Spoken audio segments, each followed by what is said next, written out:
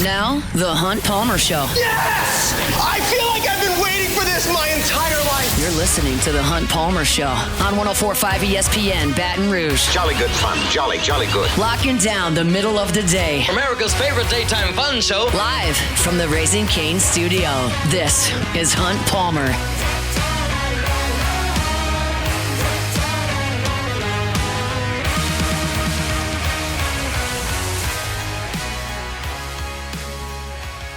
Welcome in. Hunt Palmer coming to you from the Raising Cane studio downtown in the capital city on this Friday. We're brought to you by Cork's Cajun Fried Fish and Shrimp. Braxton Rizzuto, Cassie Spazzali back there on the ones and twos, and appreciate you being with us. Hope that work week's in the rearview mirror. If not, we will get you to the finish line. Mostly today, a one-topic day. By now, you're well aware that the city of Baton Rouge, state of Louisiana, LSU community, college baseball as a whole, lost a giant this morning when Skip Bertman passed away. We will hear from a number of people today who knew and loved Skip. Jay Johnson's going to be here in 15 minutes. Of course, the current head coach of the Tigers. Coach Johnson, gracious enough to give us a little bit of time today. Patrick Coogan will be here at 1:30. Perhaps one of the players who had the closest relationship with Coach Bertman over the years. It dates back to Patrick Coogan's childhood, and he'll talk to us coming up at the bottom of the hour. Ronnie Rance here at 2 o'clock, and potentially one more. We'll see if that happens or not. But we'll talk about Skip a great deal today. I was out at LSU's football practice today, so we'll briefly touch on a little bit of that, perhaps meet the freshmen later on in the show. And Saints and Jaguars will play a preseason game coming up tomorrow, and I'll give you some thumbnails on that on hour number 2 as well. But we'll, of course, start with Skip Bertman. It's our opening drive. Welcome to the big league. It's time for Hunt's Opening Drive. Presented by Fabry Chevrolet GMC in St. Francisville. We lost a giant this morning, and that's a bit of a cliche, but in this case, it applies. Because Skip Bertman was larger than life in this community. And I had an inkling based on a conversation yesterday that today was coming. And I started thinking about my job as a writer for LouisianaSports.net and then to sit here and talk about Skip. And I did not know Skip Bertman. I had multiple occasions where we interacted. Generally speaking, I was with someone who he knew, and therefore we began to speak, whether it was in the press box with Doug Thompson or Todd Walker or Ben McDonald, whether it was at a first pitch banquet with Patrick Coogan or with Ronnie Rance, whether it was at a radio show where I was with Charles Hannegriff and he stopped in, or no matter what the case may be. I don't think Skip knew who I was, but obviously I was well aware who he was and interacted with him a few times, but I did not know Skip Bertman. So I can't give you a lot of firsthand accounts of our interactions, but I know a lot of people that knew Skip Bertman very, very well for a very, very long time. And I asked them for quotes this morning. And you've probably heard of some of these people that I've interacted with this morning. And there will be a story up on LouisianaSports.net. But it's Ron Polk, Loin Peaver, Doug Thompson, Rick Green, Mike Bianco, Todd Walker, Mike Fontenot, Ed Yarnell, Blair Barbier, Trey McClure, Warren Morris, Chris Demouy, Ray Wright, Patrick Coogan, Bill Franquez. Like, you get the picture. People that have known Skip Bertman for a very, very long time. And what an amazing thing to say about someone, and it came up time and time and time again, was the impact that Skip Bertman had on people. When you, Joe LSU fan, you, Baton Rouge radio listener, you, Tiger baseball fan, think about Skip Bertman, you think about Gorilla Ball. You think about Omaha. You think about 5 national championships. And that's what Skip Bertman did publicly. The reason he was able to do that publicly, to recruit players to LSU, to get players to buy in and become part of a team, to get players to believe in themselves and be the best they could be, to fundraise, to get interaction from the community and to get investment from the community and to get buy-in from the community like he did when he took over a downtrodden program and took it to the top of the college baseball world, to get to his position as athletics director and to hire the coaches that he did and to have the impact on as many people as he got all those things put together because he impacted people when he interacted with them. And I saw that every time I saw Skip Bertman. And the great thing is that if you're listening and you've spent any time at all in Baton Rouge, and you've been to the box, or you've been to a first pitch banquet, or you've been to a coaches committee meeting, or you've been to wherever Skip frequented, and he was around all the time, you saw him interact with people. And he was in command of every room he walked in. In my position, I've had an opportunity to speak with a lot of high-profile people, whether they're coaches, players in the collegiate ranks, in the professional ranks, whether it's national media members who have a presence about them. Not one person I have ever interacted with my entire life commanded a room and commanded a conversation like Skip Bertman. No one. I am not being hyperbolic at all. Most of you listening have heard him either on YouTube or on a news broadcast or radio show or in person giving a keynote address. You have heard him speak and tell stories. And you're immediately drawn in. And it's not that he's the only one talking, because he's listening to you too. But he's focused and he's intent and he's quick and he's sharp and he's got something else to say. And his impact on people is his legacy.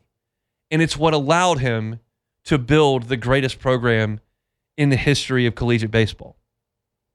And time again, I asked these players and coaches and peers and folks he mentored for these, and they just kept coming back with just how impactful he was on people's lives. What a legacy that is for Skip Bertman to lead. And of course, Skip Bertman had incredible baseball acumen.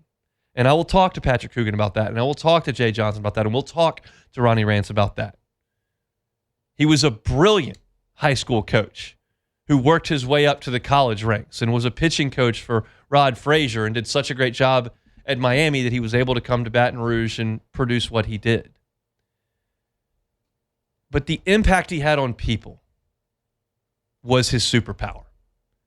And what a life he lived for 88 years. Think about it. When you think about Coach Bertman's accomplishments, what if I just told you that he was married for 63 years, that he raised 4 daughters, that he was an athletic director who hired Les Miles, who won a national championship and played for another one, and hired Paul Maneri, who won a national championship and played for another one, and was the athletic director when the men's basketball team went to the Final Four and the women's basketball team went to 5 Final Fours. And I told you that he was a part of an Olympic team that won a medal. What if I told you all those things? That would be one hell of a run. And I never mentioned 870 wins and 5 national championships in that group. What he did outside of the dugout was an unbelievable run. And what he did inside the dugout changed this town forever. He took over a baseball program. My dad tells me about this all the time. When he was in college, he played high school baseball. He loved baseball. He wanted to go watch LSU's baseball team play. So he walked over to the box, walked in without, no one had tickets. They didn't charge for admission, sat wherever he wanted with 14 people and watched LSU play baseball. That was in the 70s, but Skip got here in the early 80s. He was hired in 1983.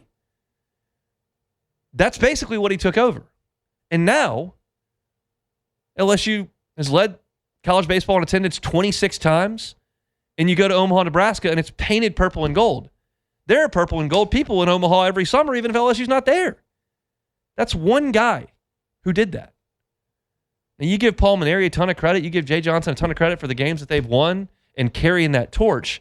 But the torch never gets lit if Skip Bertman doesn't show up here. And think about what LSU baseball has become in our lives. I've been blown away by that coming down to South Louisiana. I grew up in a time there was no SEC network. We had the LSU Sports Radio Network, and you could listen to baseball, but North Louisiana was not locked in on LSU baseball in February, March, April. It just wasn't. I was trying to pay attention in middle school, but it wasn't on TV except every Sunday once in a while, and it just wasn't really a factor. But here in Baton Rouge in South Louisiana, it took a stronghold as Skip started to build that thing, and they started hosting regionals, and the program elevated to the top.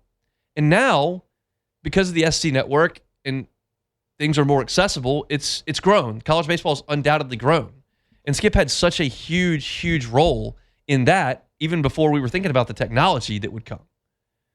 And now it's a part of our lives. I'm out in the community all the time. We're lucky enough to do remote broadcasts and promotional opportunities, and people will come out and they'll talk about things that I'm blown away. People ask me about baseball in September. What's the weekend rotation going to look like?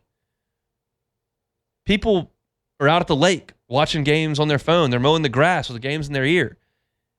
It's a way of life down here in 2026. And in 1983, nobody even knew they had a team. It's just an amazing, amazing legacy that he's left. And I wrote this in my column for LouisianaSports.net that no two sure signs of spring are when that bat starts pinging and that crawfish starts boiling in South Louisiana. And that is a testament to Skip Bertman, who was an amazing family man, an amazing baseball coach, an amazing person after he finished his career at LSU, an ambassador for the university, a resource for those in the athletic department. But his superpower was impacting people. He understood that deeply, and it's obvious based on the amount of people he impacted that have communicated with me today and we'll talk to throughout the course of this show. There will never be another Skip Bertman. He leaves a legacy here in Baton Rouge that will last forever. And it's a sad, sad day today because he's gone. But to me, and everyone is certainly different, and I didn't have a personal relationship with Skip Bertman, to me, it is a day to celebrate what an amazing 88-year life he had and the impact that he had and the legacy that he will continue to have is something that very few do. And Skip Bertman absolutely, positively did. What a giant in this community that we've lost, but what an amazing, amazing, amazing life he lived. Skip Bertman gone at 88 years old. What a run. We'll talk to LSU head baseball coach Jay Johnson when we come back. The Hunt Palmer Show. Marucci. It's fitting for a first live read today. Kurt Ainsworth played for Skip Bertman, was a national champion for Skip Bertman. And when he hung up his spikes, he decided to stick with baseball a little bit, make some bats. And then all of a sudden, 22 years later, it's the official mat of Major League Baseball. And it's right here in Baton Rouge. What a cool story that is. Want to learn about Marucci? Go take a tour. Their campus tour tickets are available online at MarucciSports.com. You can learn about how they went from a backyard shed to the official bat of Major League Baseball. You can learn the story, and you can see where they make 1,200 bats every single day to send to the best players in the world. If you'd like to take some swings, got a youth baseball or softball player in your house that wants to keep that rolling as the summer ends and we're into fall, become a member at Marucci in the Hitter's House. Take some hacks 24/7 with that key card access. Marucci Sports, online at MarucciSports.com. You're listening to The Hunt Palmer Show, brought to you by Quirks, Cajun fried fish and shrimp.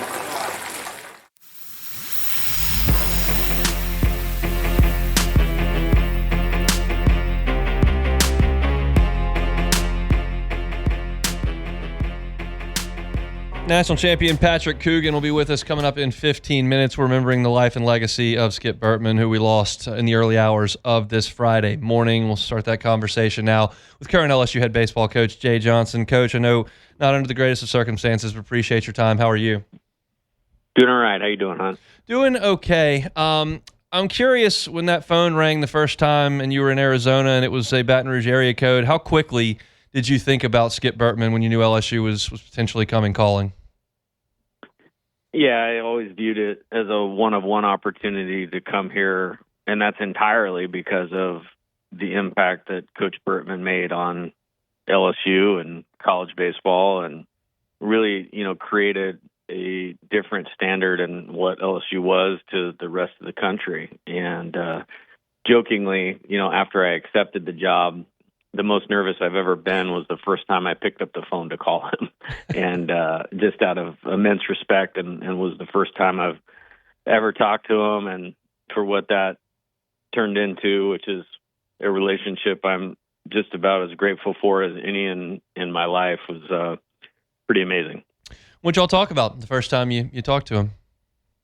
Well, it was unique to hear his voice, because his voice was legendary, that deep tone. And he was very excited and said he'd heard a number of good things about me. And I said I couldn't wait to get to Baton Rouge and spend some time with him. And we had dinner that very first night. And it was amazing. All we talked about was how great this place is, how much I'm going to love it, and how excited he was to get to know me. And it was unreal. Like I said, there's so many great things about our university here, state, and this baseball program. But personally, the best part for me has been the time that I got to spend with Coach. I texted around 20 of his players this morning for asking for a quote about him to run a story on our website later, and I really did not get a lot of responses about winning national championships. I got a lot of responses about how much he meant to them while they were in college, becoming men, and then what they meant for 30 years after they played. You're a coach. You're dealing with young people right now. What kind of impact, and what does that say about what he did in the dugout? Yeah, I think there's a popular, saying in coaching or even in life, like people will forget what you say, but they'll never forget how you made them feel. And I think that was Coach Bertman's gift, was he always made you feel like you were the best, good enough, capable of anything. And he did an amazing job of taking players and getting them beyond their potential. And he coached some very talented players, but always just had this innate ability to get the most out of them. And I think that's because he made them feel like they were capable of anything. And he certainly felt that as he was talking to me about coaching and coaching at LSU and life and all of those things. And, that's kind of right in line with what you said. I had a few interactions with Skip in the radio booth during games where you were coaching, and even into his 80s, he was locked in on what the second baseman was doing positioning-wise and what pitch was coming next, and he just loved baseball, and that fire never went out. I know you spoke to him about baseball on a lot of occasions. Can you tell me what made him so special in terms of his baseball acumen? Yeah, and kind of going back to the personal part of it, for me, it was incredibly unwavering support in any circumstance that I really, really valued and really appreciated. I think from a baseball standpoint, it's almost like the guy that's 3 or 4 steps ahead of everybody else of what the impact of this pitch is going to mean for the next pitch or the situation, and just his ability to look ahead, predict. He had a term he talked about all the time calling the law of averages. And, what is the situation and what is the likeliest of outcomes, and his decision-making, based on that, but just that with incredible feel, you know what I mean? Like there's a lot made today of computers and analytics, and we had a conversation one time and he pointed to his brain and he goes, "This was my computer." And I was like, well, that's the best baseball computer I know right there. He had to build this out of essentially nothing, and part of that was fundraising and being engaged and getting the community involved. And I know obviously the sport that you coach and love has changed over the last 5 years, and you've got to get the community involved. Did you speak with him about that aspect of things? Because there are legendary stories of him doing clinics in parking lots in the 80s and what he had to do to get people invested in what he was doing. And now you fast forward 40 years and it's a different world, but same type of deal. Yeah, for sure. And I'll never forget this conversation. I want to say it was maybe the day that I had the opening or introductory press conference here.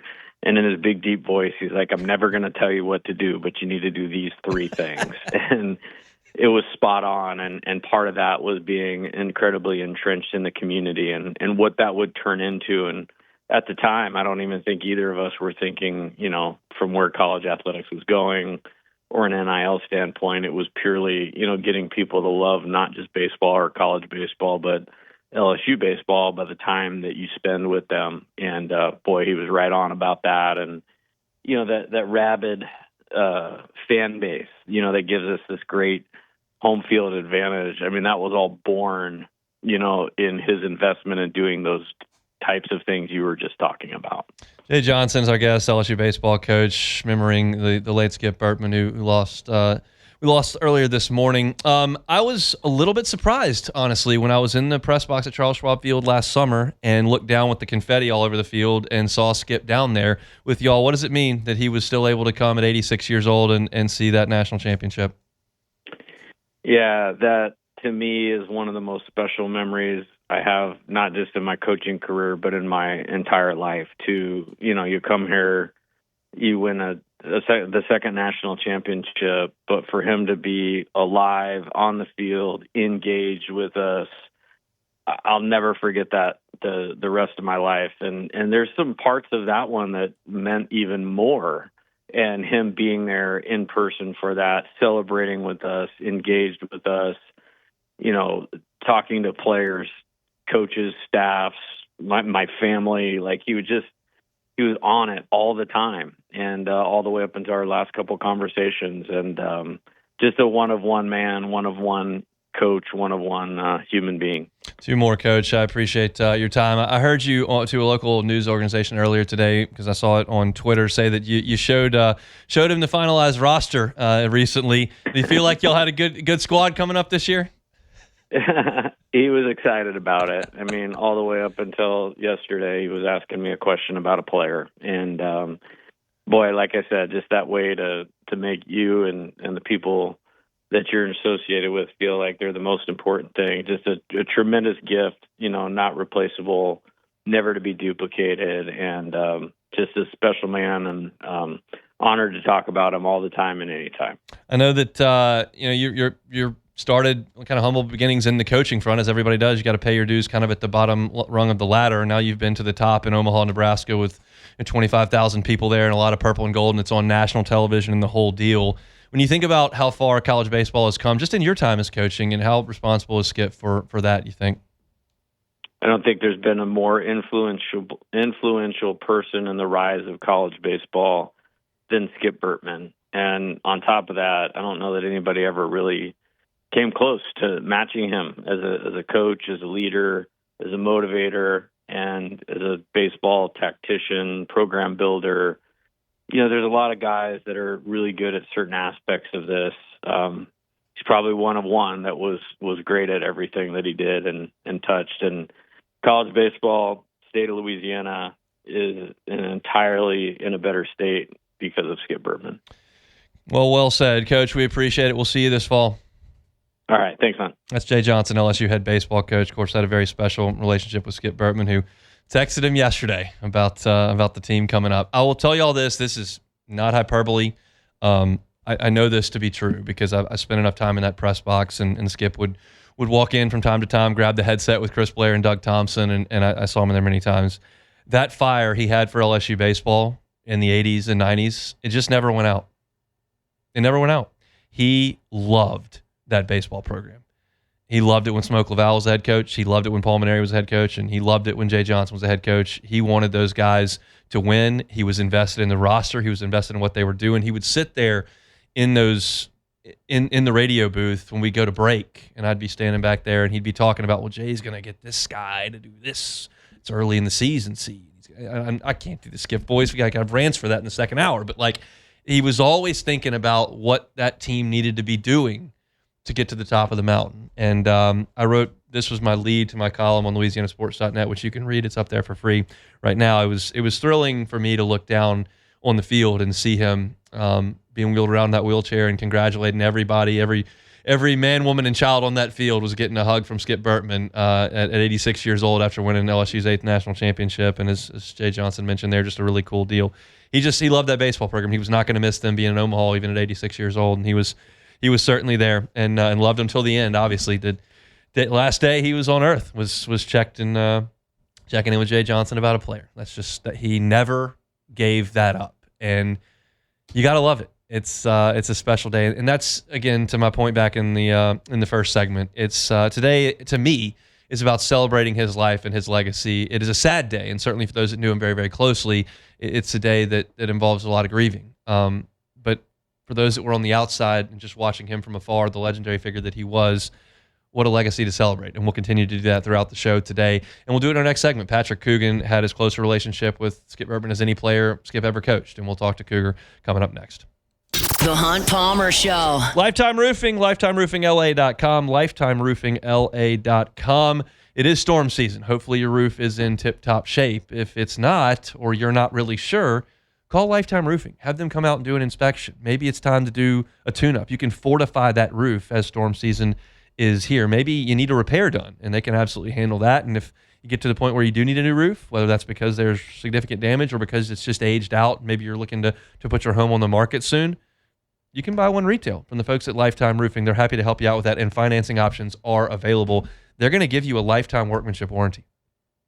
Lifetime workmanship warranty, that of course covers the craftsmanship, but also the materials, which are backed by CertainTeed, one of the oldest and most trusted names in building materials. If you need a roofer you can trust, go with a local Baton Rouge owned and operated roofing company right there off College Drive. Gorgeous facility, growing team. It's Lifetime Roofing. They're online at lifetimeroofingla.com.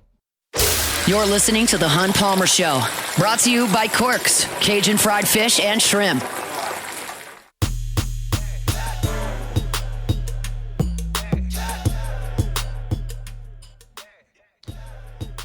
Back here on the Hunt Palmer Show on a Friday means we're brought to you by Corks, Cajun fried fish and shrimp. Let's head back out on the Jim's Firearms Hotline as we continue to remember the life and legacy of Skip Bertman. Patrick Coogan, national champion in 1996, 1997, good enough to give us a little bit of time today. Patrick, I know not the greatest of circumstances, but appreciate some time. How are you? I'm doing great, Hunt. Thanks for having me, and what an honor it is to be discussing the legendary coach, with the names of Jay Johnson and Ronnie Rance. I'm honored to be speaking about him. Well, I know this will not surprise you, but I've reached out to about 25 of your former teammates and players who played for Skip here at LSU, and I have gotten a couple of answers that it did involve winning a championship here or there, or getting on the bus after winning a ring, but 95% of the responses have been about what a mentor and a man he was. What does that say about what Skip Bertman did in the dugout over the course of his career? Well, that doesn't surprise me one bit, because that's the memories that I have of him. He was such a wonderful, wonderful man to me, and I'm just so grateful that I've had coach in my life since 1984 when I first met him. And so, just the things he instilled in us, not only the baseball knowledge and that will be used forever just for for my funsies, but teaching people how to be men, how to be good friends, how to be a good husband and sons. And, it's just the impact goes far beyond the baseball field. And, without having experienced it, it's tough to explain to everybody. But, it goes from the stories he used to tell us and, before and after games and, the kind of inspirational, motivational stuff.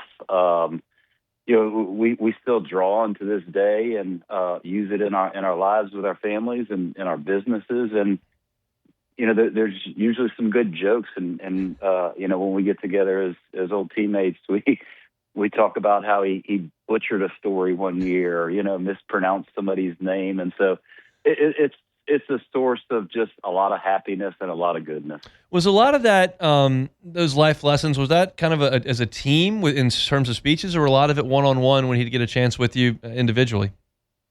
I would say 95% of it was as a team. That was, you'd see the team huddle after the game in right field and even before the games. And he always thought that, the couple minutes before the game was the most coachable moment for a guy, because their intensity was high. They were locked in for the game. You had this brief moment of time where you really had the team's attention. And he would tie into that. He would tell us these incredible stories of people, that might have been related to sports. It may not have had anything to do with sports. And, I was so good, Hunt. This is funny. I was so good at Trivial Pursuit because I knew who Dick Fosbury was. He invented the Fosbury flop, where he jumped over the high bar. He was the first one to ever do it backwards over the bar. And Roger Bannister is the first one to break the 4-minute mile. And just these random trivial things. But what he was trying to teach us is you've got to be the one that breaks the mold. You've got to do something different than anybody else has done in history. And you're going to do that for the betterment of yourself and your team and your program and your family and your maker. And, that's how he drew excellence out of all of us. Something that strikes me about Coach Bertman is that LSU didn't win the national championship every time, but they won the national championship every time they got to the last game. He never lost one. He was 5-0.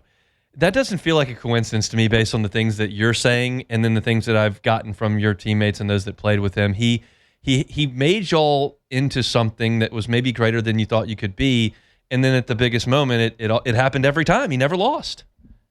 Yeah, it's very true. And, I think that goes back to what he, poured into us and instilled into us is we never could visualize ourselves as not doing something well and not coming out on top. I can remember, before my first ever game at LSU, we used to play in the Superdome back then to start the season. And, we'd stay in downtown and play at the Superdome, but we'd take batting practice at UNO, before the game. So we'd take the bus to the lakefront. And, I'm like, okay, I'm this freshman. And I'm like, okay, now I'm really going to get it. You didn't get the whole, game day experience in the fall, but before the first game, okay, now we're getting it. Well, it was a rainy day, and so we're inside a lakefront arena. And he turned off the lights in the entire arena, and it was nothing but darkness. And he had us laying down on our backs on the floor of Lakefront Arena. And he starts telling us to visualize and smell, use every sense we could. And his message was, I want you to star in your own movie. Think about what makes you happy and how your season is going to end, how tonight's going to end, how's your career going to, what are you going to go through? I want you to star in your own movie, be your own star, and visualize greatness. And I was, as a freshman, 18 years old, I had no idea what that meant. But of course, I started thinking about national championships. The '93 team had just won one, and so I started thinking. It was always in my brain that we were going to win national championships. I couldn't help but think about that because he instilled that from me from before the first game I ever played in as an LSU Tiger. And so I think it was a mindset that he put into us, and we never wavered from it, and neither did he. He always told us to grasp onto that and never relent from that dream. Patrick Coogan is our guest, two-time national champion, remembering the great Skip Bertman. Whenever people think about your era of LSU baseball, they think about hitting 1 billion home runs and winning national championships. But Skip, who was the head coach and the architect of this whole thing, has a pitching background. Does he get enough credit for his development of pitchers? I think he does. Maybe frowned upon. I also think about the home runs that were hit at that time, mostly that I gave up. But, he had a good philosophy, and, he would tell us as pitchers, hey, look, you're going to give up the homer. We're in this hot bat era. You're going to give up the homer. Just don't walk the guy before you give up the homer. The solo homer is a rally killer, and if there's nobody on base when you give up the home run, that's fine because we're going to hit more than them. And so, the stress point was don't walk people. Don't be afraid to make a pitch that gets hit out of the park because we're better at that than anybody else in the country. So we'll even, if not, above and beyond what they're doing to us. So don't walk anybody.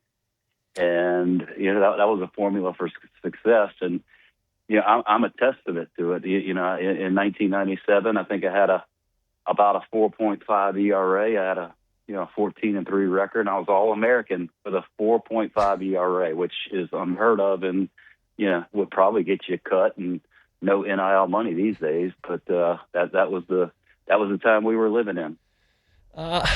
You were talking to the guys on sports on Live at Lunch earlier today, and I've heard Jay Johnson talk about this earlier as well. They always talk about how Skip was always 2-3 steps ahead. Can you speak to that? Like, how did he learn and become that perceptive and be able to do that from the dugout? The way he would explain it to us, he had this way, man. It's just incredible. He wanted to tell you without being boastful, but he would tell you that he just knows more about the game than anybody else. And that's a function of him seeing more pitches and more games than anybody else. I mean, you have to remember, if you know Skip's story, it goes back. I mean, he was a celebrated high school coach, at around the age of 17. It was a very early age, and so he was a coach for a long time. And so, he would tell us that he's seen hundreds of thousands of scenarios in baseball that no one else had ever seen. And so, he had this anticipatory power, right? He just was able to see something in a game before it would happen. And it would just amaze us, almost to the point where we got to like, yeah, right, coach. We know what's going to happen. We know, great. Just tell us, do we win or do we lose? That's great. But it started to permeate into us, right? And we could start being able to do that because we would watch it through his lens, because we had the benefit of being on the bench and in the meeting rooms and all that with him through all those games. And we were learning the game as he saw it, which was so important to us. And, it gave us the ability to trust him a lot more. He just was able to speak to us differently than I think most traditional player-coach relationships evolve. When you consider that there are 5-year reunions, 10-year reunions, 15-year reunions, 20-year reunions, and he wins 5 in 10 years, there are a lot of reunions over the years, and I'm certain that you've been to a number of them with 2 national championships to your name. What were those like when guys are in their 20s, 30s, and 40s, and Skip's in his 70s into his 80s, and what was that like to interact with him later on in his life? Yeah, well, thanks for taking a shot for how old I am. But it's incredible. Look, we just had one, I think, back in April.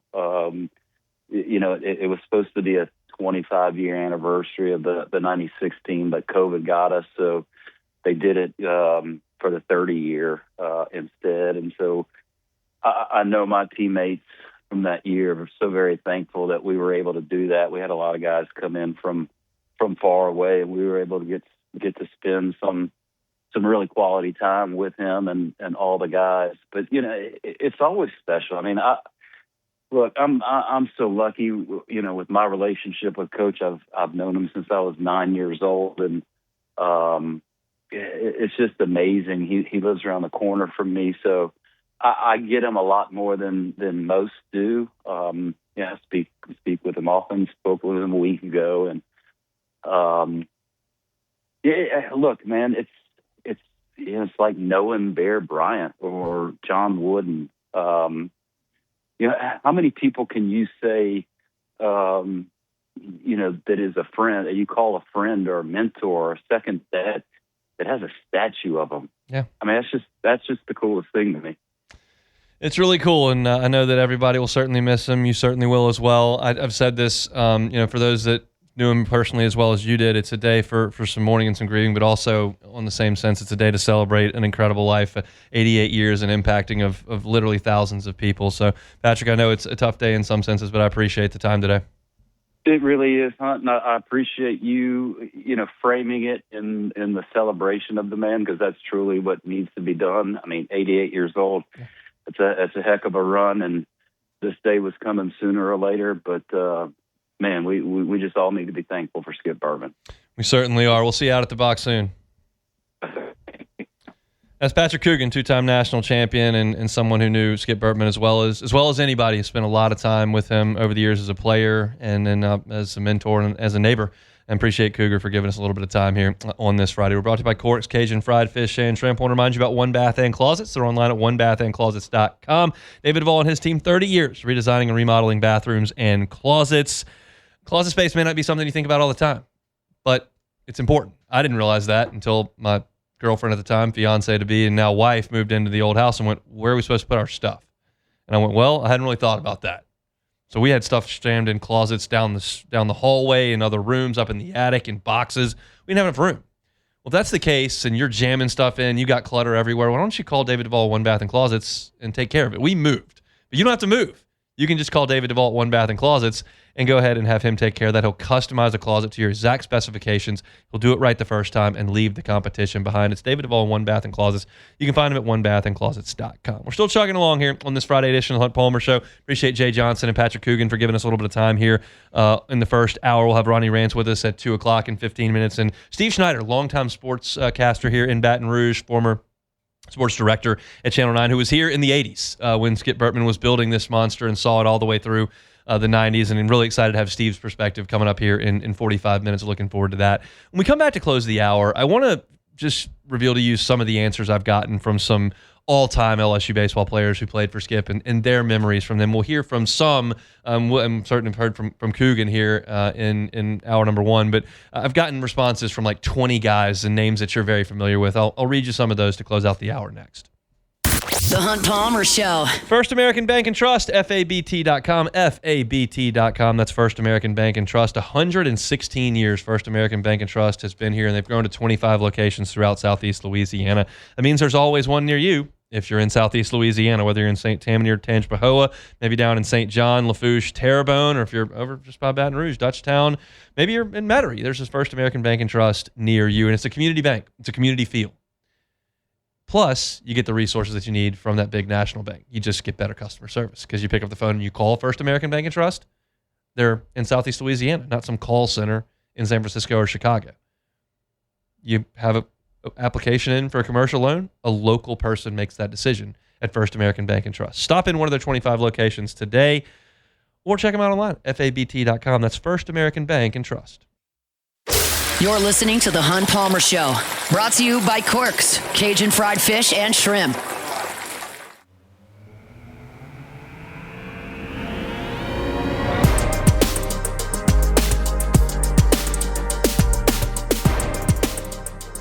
Swing Easy Golf Club in Baton Rouge, swingeasygcbr.com. Weekend's here. It's time to play some golf, right? Maybe you don't have a tee time. Doesn't matter. Go to Swing Easy Golf Club in Baton Rouge. That is where you can play some golf, and it's not 100 degrees, and it's not going to rain.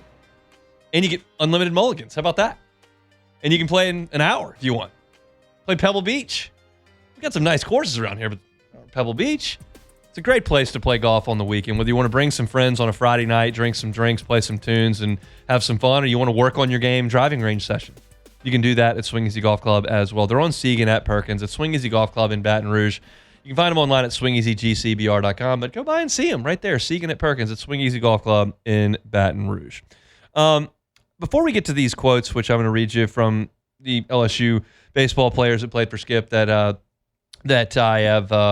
gotten over the course of the day, and I've received more than 20 from a lot of really good players and influential people at LSU. I spoke with Ron Polk this morning. Mike Bianco sent a text in. Todd Walker, Mike Fontenot, Ed Yarnell, Blair Barbier. Some really impressive figures in the course of LSU baseball. We'll get to some of that here in a second, but I do I want to let you know in hour number 2 we're going to talk to Ronnie Rance coming up in 5 minutes. We got Steve Schneider coming on, and we'll spend some more time celebrating the life and legacy of Skip Bertman. But let me tell you, read you some of these clips. Todd Walker, legendary second baseman at LSU. He wrote in, Skip and Sandy were such a big part of my life. Skip went from the most intimidating person I've ever known to one of the best people I've ever known. That's who he was. His legacy as a coach and mentor is legendary. That's what he did. Who he was and what he did formed one of the greatest people to walk this earth, and I was blessed to have played for him and known him. Like, that is such a powerful message that doesn't have anything to do with baseball. You talk about Ed Yarnell, who was an ace on a championship team. His impact on me as a baseball player was big, but his impact on me as a person was far more as a son, a brother, a father, and a husband. I'm forever grateful for that. R.I.P. Coach. I mean, that's amazing. Blair Barbier, who was a team captain on a championship team in 2000. I would say his true legacy is far less about his many accomplishments and much more about the deep personal impact he had on so many. He will always be with us. Again, these are guys that were high-level players that achieved so much at LSU, and they talk about the person he was. Doug Thompson, LSU Sports Radio Network, and guy who threw the last pitch of national championship team in 1997. So the thing he was most proud of is how close he was to so many players 30, 40 years later. His favorite thing to do was sit with his boys. I didn't know that, by the way. I got 2 different people that texted in air quotes, his boys, and listened to all the stories. He was simply the best and much more than a coach. If you bleed purple and gold, you took a gut punch on Friday. Lloyd Peaver, just a stud left-handed pitcher in the early 90s. Skip Bertman was a visionary, a master motivator, and a community organizer that you couldn't help but root for. He wanted to be the best on the field, but also prepared his boys for life outside the lines of baseball. Skip will always be a part of LSU's identity. He will be missed, but never forgotten. And then one more, Ben McDonald, which you may have seen on social media earlier today. Ben McDonald said, "My heart is broken this morning. We've lost Coach Bertman, the best to ever fill out a lineup card. The man who changed college baseball forever, the man who built the best baseball program in the country at LSU. As great a coach as he was an even better man that touched countless lives. So thankful I got to see him last night and tell him how much I loved him one more time." Again, just talking about the man that Skip Bertman was, and that's the resounding answer that I've gotten. I've heard from Kurt Ainsworth this morning. I've heard from Warren Morris this morning. I've heard from Ray Wright this morning. Bill Franquez wrote in, and he was on Live at Lunch earlier today. It's just amazing to see all the people he impacted, and I just can't think of a better legacy. I can't think of a better way to be celebrated than for people that you impacted over the years to feel this way about you. And it's not like 3 or 4 people. It's dozens and dozens and dozens. And there are even more who did not have a close relationship with him. But how many of you driving around right now that are my age have a picture from Skip Bertman baseball camp in your office or available to you that you remember? I do. I got 2 of them sent to me today because you got a chance to meet Skip Bertman. And here it is. Took a quick picture. And if you were at the box, you got a quick picture taken. And if you saw him out at Mike Anderson's, you got a quick picture taken. And he always took time, and he was always engaged, and he was always willing to listen and always happy to talk, and just made an impact on so many people. And when your time's up, and it happens to all of us, what an amazing thing to have that legacy that remains. Skip Bertman, gone at 88 years old. We spent the first hour celebrating him. If you missed any of it from Patrick Coogan or Jay Johnson, you can catch that on demand wherever you find your sound. We'll pause for Sports Center National Headlines. Come back with Ronnie Rant, Steve Schneider in about 35 minutes. The Hunt Palmer Show. Fabry Chevrolet GMC, online at FabryChevrolet.com. That's FabryChevrolet.com. Awesome deals throughout the month of August at Fabry Chevrolet GMC. You got to get by and see them. You can this afternoon. Go by tomorrow as well. They're on Highway 61 in St. Francisville. If you're looking for a truck, there's no better place to go than Fabry Chevrolet GMC. They got 2026 Chevy Silverado 1500s at 0% APR financing for 5 years plus no monthly payments for 90 days. Now until the end of the month. Get on by and get those Silverados. Maybe it's a GMC Sierra you're looking at. They got 2026s at 2.9 APR for 72 months, plus an additional $1,500 in allowance throughout the month of August. And they want to remind you, maybe it's not a new truck you're looking for. Maybe it's a pre-owned vehicle. They've got a lot on the lot. You can see them at FabryChevrolet.com, and they've got them to meet any budget. Search by price. You'll see exactly what they've got. Get up there and test drive it on Highway 61 today in St. Francisville. It's Fabry Chevrolet GMC. They're online at FabryChevrolet.com.